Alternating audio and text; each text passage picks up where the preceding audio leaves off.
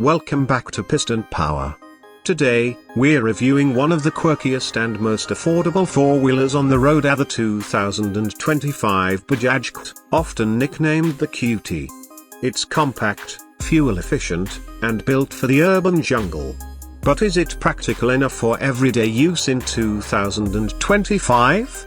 Let's dive in.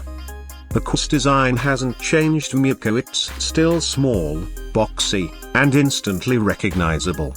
For 2025, Bajaj has added a few cosmetic upgrades like new colors, improved headlamps, and better body cladding. It's not flashy, but it stands out in its own way. Inside, it's very basic, but that's the point. You get seating for four, a simple dashboard, and enough legroom for city rides. There's no infotainment system, but you do get a digital speedometer and USB charging ports.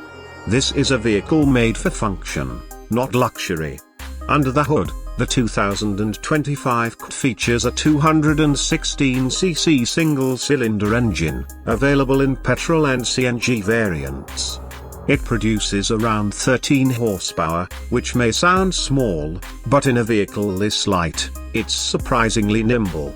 The top speed is around 70 km/h, perfect for urban traffic. This is where the Kt shines.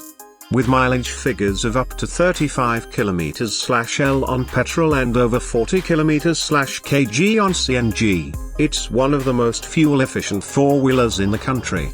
Operating costs are extremely low, making it a top pick for budget-conscious drivers and fleet operators. You get basic safety features like seat belts, doors with latches, and a reinforced structure. No airbags or ABS, but it's approved for city use as a quadricycle.